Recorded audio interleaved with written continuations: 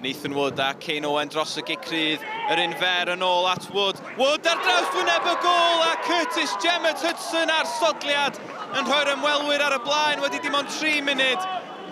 Y gicrydd wedi ymarfer. Mae'n greadigol a mae wedi gweithio'n berffaith. Naim Arson yn uchel at y postyn pella na. O, na drosedd. Mae'n gico'r smotyn. Nathan Peat sy'n dechrau ganfed gêm yn uwch gyngrair Cymru yn cael ei dynnu i'r llawr gan Dan Jeffries. Michael Pritchard felly yn union I pethau I gol gyntaf o'r tymor a wedi dim ond 5 munud. Mae'n 1-1 ar y graig.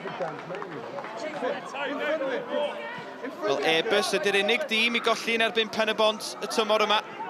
Derwyddon yn pwyso Ramirez ar croesiad. Ashley Morris yn ei gollwng I a Steph Edwards yn ei gêm gyntaf i'r Derwyddon yn methu manteisio. Billy Boards ddoth i'r adw I Pen-y-bont yn achub cam Ashley Morris ac yn clirio oddi ar y llinell.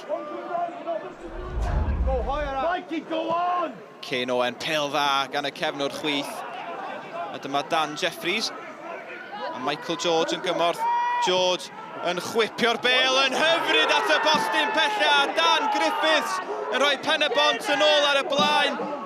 Chydig llai na 20 munud yn weddill. A dyna ergyd fawr I obeithio yn y Derwyddon o gyrraedd y 6 ucha. Arsan o ffordd i'r targed. Borge yn clirio. Simpson at Iwan Cartwright. Cartwright, y bêl yn tasgu. James Davies ar peniad. Doedd o ddim yn cam sefyll. Mae'r Derwyddon yn gyfartal rhyw chwarter awr yn weddill. 8 gol o'r tymor I James Davies.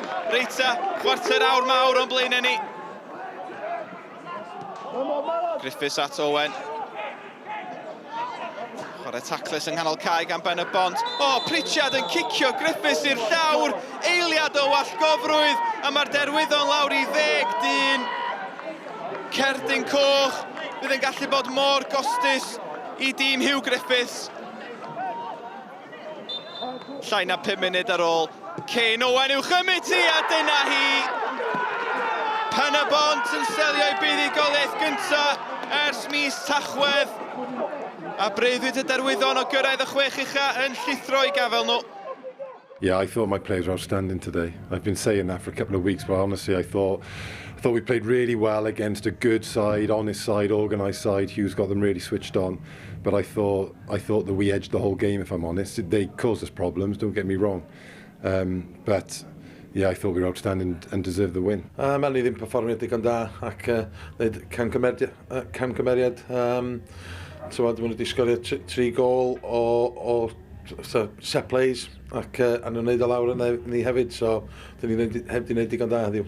Gêm siomedig ni wedi colli a ni'n meddwl mae'r top 6 di mynd rwan. It's a nice confidence boost for us. There's a long way to go, you know, with the split. You know, there's no reason why any of us can't go and win 3-4 games in a row, Cymru and Airbus us. And, you know, we'll take confidence from today. They may be taking confidence from something next week. So we're not going to do anything else except dig in, keep working hard, and there'll be no white flags from us. Mae rhaid ni pethau digwydd o gwmpas ni rwan. Oedd o'n llaw ni mynd o'r gêm heddiw rwan allan yna fo.